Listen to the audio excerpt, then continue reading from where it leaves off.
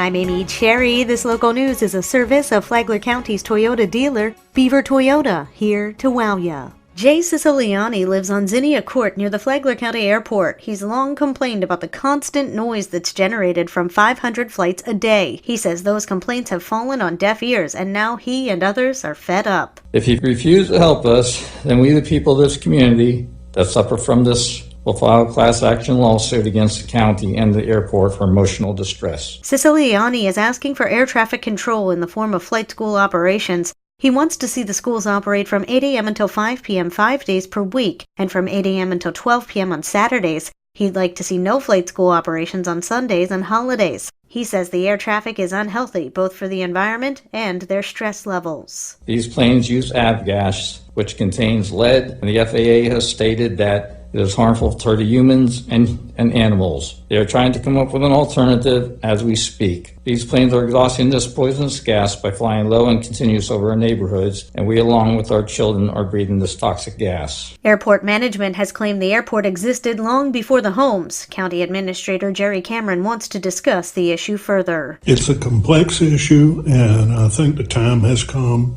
to do a presentation to the public and the board as to exactly what challenges we have and what might be done.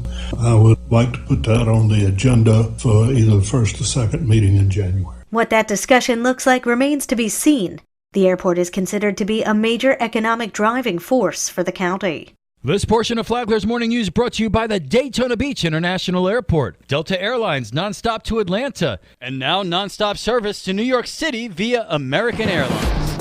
Black bear sightings have been on the rise locally over the past year. John Arking has the details. The Florida Fish and Wildlife Conservation Commission reports that from December of 2018 to December 11th of this year, there have been 409 reports of nuisance bears in Volusia and Flagler counties. That's up almost 100 calls from the previous year. Last week, state wildlife officials supported a 10-year plan to manage Florida's growing black bear population, which drew some opposition because of its inclusion of hunting.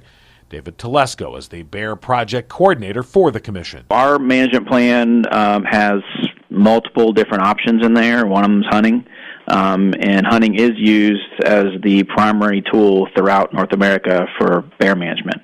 That's not something that we intend to be doing anytime soon, but it's something that's in the toolbox, as we refer to, because it is used successfully in other parts of North America. Once we start getting some cold snaps, you're going to start seeing the bears less activity, but right now they're still real active. We should expect that by Christmas or just after, the bears should be calmed down a bit, and you won't see them as much until maybe March. Telesco says more often than not, bears are looking for food, and the best way to minimize their interactions with humans is to limit their access to garbage cans where they're most likely to find something to eat. The Commission recommends buying bear-resistant trash cans for those who live in areas that are populated by animals. From the WNZF Newsroom, I'm John Arking.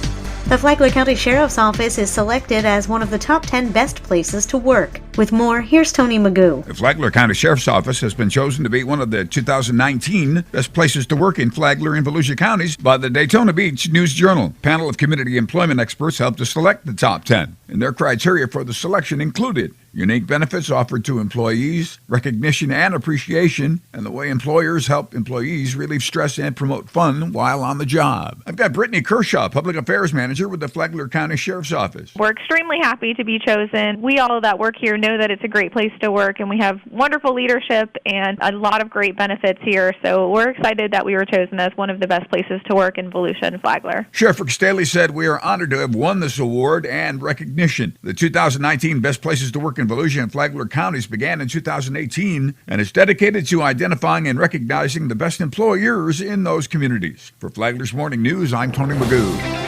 The 2020 census is coming up soon, but some people say they do not want to take part. Flagler County Commissioner Donald O'Brien and the Census Committee are charged with getting everybody counted.